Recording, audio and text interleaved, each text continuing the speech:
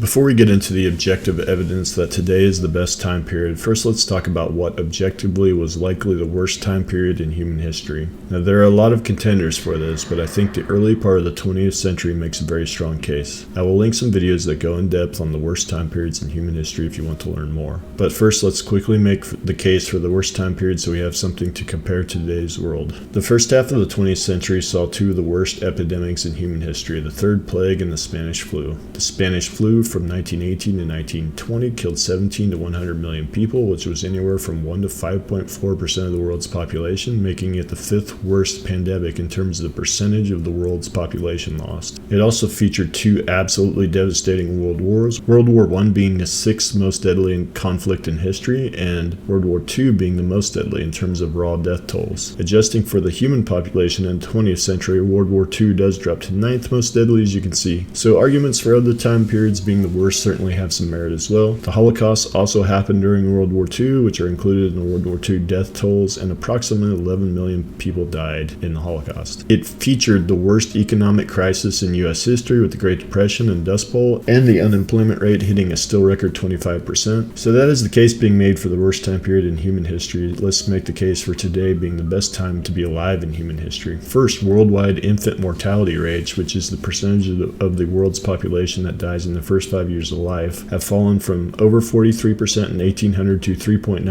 in 2017. Life expectancy has improved from an average lifespan of 28 years in 1770 to 73 years in 2019. In 1820, 84 to 94% of people live in extreme poverty. Now it is less than 10%. The average annual working hours in the U.S. has plummeted from 3,096 hours in 1870 to 1,757 hours in 2017. The amount of people dying in wars has plummeted and is currently near the lowest it has ever been. The number of great power wars, which is two or more world powers fighting in a major conflict, has plummeted. The pace of technological progress is staggering. Computational capacity growth is exponential. Moore's law was devised by Gordon Moore in 1965 and stated that the number of transistors in a microprocessor would double every 2 years, and for the most part that has held up, although we are starting to hit some physical limitations, as transistors are now only 70 silicon atoms wide. Getting much smaller than that is becoming increasingly difficult. This is also reflected in computational capacity growth, the cost of electronics plummeting over time, and the cost of storage capacity plummeting, etc.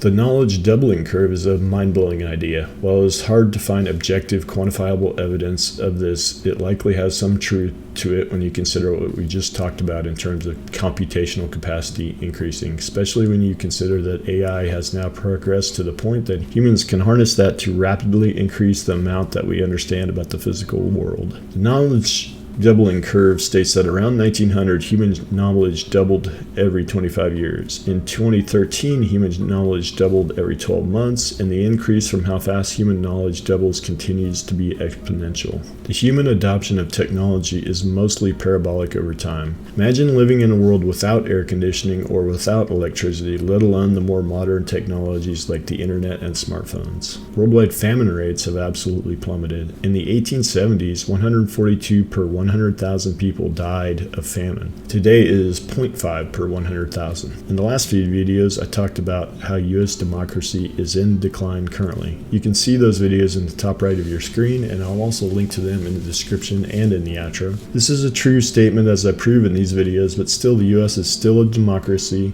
just one that is flawed and in decline. Worldwide, however, the number of autocratic regimes versus democratic regimes is moving in the right direction. Worldwide homicide rates have been in massive decline over the centuries. The amount of people dying in car accidents is very low, especially when you adjust for the number of vehicles currently on the road and the miles driven per day. Plane crash deaths, again, broken record I know, but a massive decline. Occupational death rates, a massive decline. Dying from a natural disaster is way less likely than historical averages. Literacy rates have increased worldwide from extremely low levels in 1475 to now, with most developed nations nearly fully literate. So I think I've made the case that the world is objectively better for humanity than at any point in history. When I say this, I'm not trying to say that everything is awesome. There are issues, some of which I have raised in my previous 3 videos on US democracy and decline, and I will get into the myriad of other issues in future videos without question. We still have a long ways to go as a human race. We are comparing our current time to time periods where literacy rates were under 20%. That is an easy comparison. Poverty rates have plummeted, but 9% of the world still living in abject poverty is still way too high.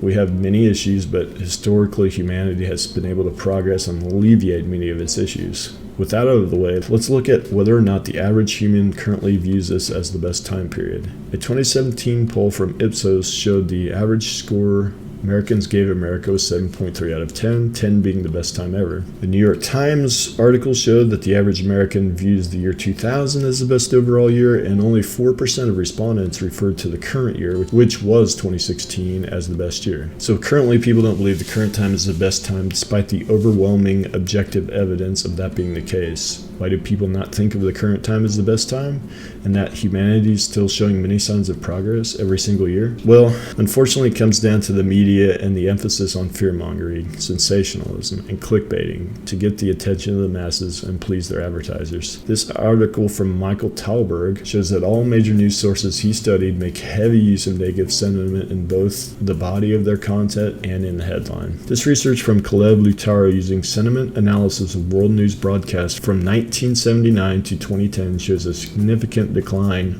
over time in the tone of broadcasts. So again, I am singling out the media like I did in the US Democracy and Decline series, but for good reason. This negative feedback loop twists the sense of reality of citizens. So why does the media use this approach? Because it works. If you want to blame any one group for the origin of it, besides the one I mentioned in my previous series of videos, blame the Nielsen ratings agencies. They were the first major ratings agencies for television, and eventually newscasters caught on to what actually works to get ratings, views, and therefore more advertiser dollars. There's overwhelming evidence that negativity, fear, sensationalism, and clickbaiting work. The common Newsstand statement, "If it bleeds, it leads," is very true. Negative superlatives and titles are shown to be 30% more effective than positive superlatives. Newsstand sales for a magazine cover with a negative tone have been proven by Cambridge University Press to be much more effective at selling magazines. If you want to do your own research, just search on YouTube yourself for the topic of this video. Notice how many more videos appear referencing the worst time in human history versus the best time in human history, and the disparity of view counts on these videos. The question we should be asking ourselves now is, why does this negativity work so well? Well, it turns out it is likely ingrained in how humans evolved over time.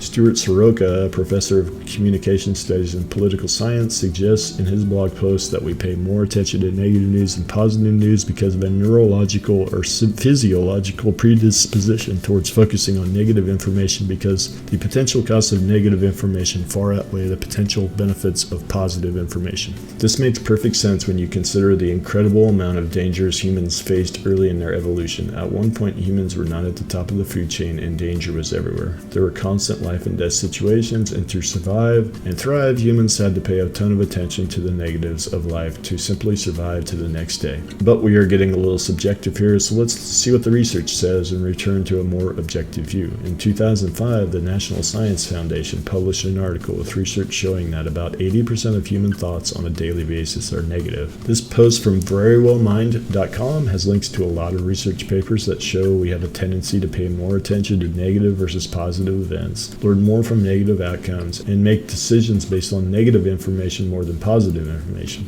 Related to the news discussion earlier, there are studies that show that negative news is more likely to be perceived as truthful. So the media is simply playing to our evolutionary weaknesses in order to maximize profit. This has the overall effect of completely changing people's perception of reality. Convincing people that 2020 is the worst year in human history, a completely made up and frankly bullshit statement, is unfortunately very possible in today's day and age. This obsession with clickbaiting and preying upon the weaknesses of the human mind leads to self-reinforcement effects such as the algorithmic amplification phenomenon, wherein the algorithms of Twitter, YouTube, Facebook, Google, Apple, and Amazon recommends you more and more information that fits your current viewpoint. It is crazy that despite living in a time of unparalleled access to knowledge, so many are completely misinformed because of the self-reinforcing echo chambers that the algorithms provide. It is also a factor in the decline of mental health in the world. In a previous video, I talked about the mental health crisis. Well, one factor that is causing this crisis is the constant stream of negativity from the media. A 2002 study showed a correlation between those that take in a large diet of negative news and rates of depression, and suggests that this topic should be studied further. I agree. So what can we do as a society to be better informed in this environment? Well,